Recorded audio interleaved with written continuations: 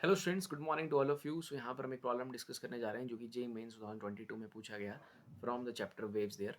So two travelling waves produce a standing wave and the standing wave is being represented by this equation. So this is the equation of standing wave जो कि दो travelling wave ने produce किया है, that is 1 mm and it is cos 1.57 centimetre inverse. So it is, मैं इसे simple लिख दूंगा 1.7x and then we have sine 278.5 second inverse t. सो इसे हम लिख देंगे 78.5t.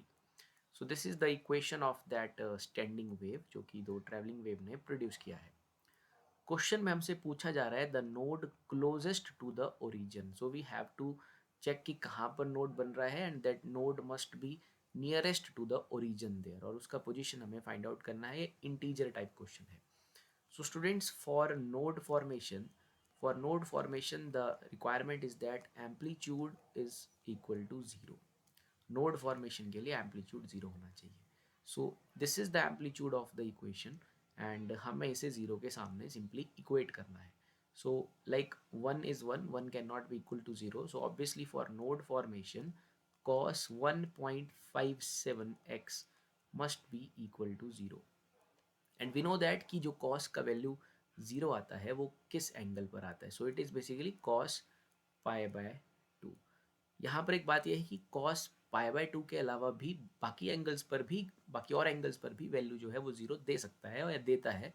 लेकिन हमसे सवाल में पूछा जा रहा है the node closest to the origin. So सबसे पहले जो हमें ज़ीरो वैल्यू मिलेगी कॉस की वो मिलेगी कॉस पाई बाय टू पे. तो इसलिए हमें नियरेस्ट टू द ओरिजिन पूछा जा रहा था, इसलिए हमने कॉस पाई बाय टू लिया.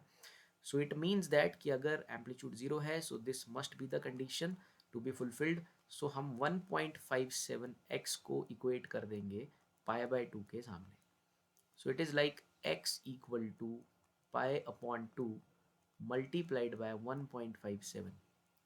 सो इसे जब आप सॉल्व करेंगे like it is 3.14 1.57, so approximately 1 point something कुछ आ जाएगा. लेकिन ये इंटीजर टाइप क्वेश्चन है तो हमें 1 यहाँ पर रिपोर्ट करना है. सो इसका जो आंसर होगा वो है 1 सेंटीमीटर.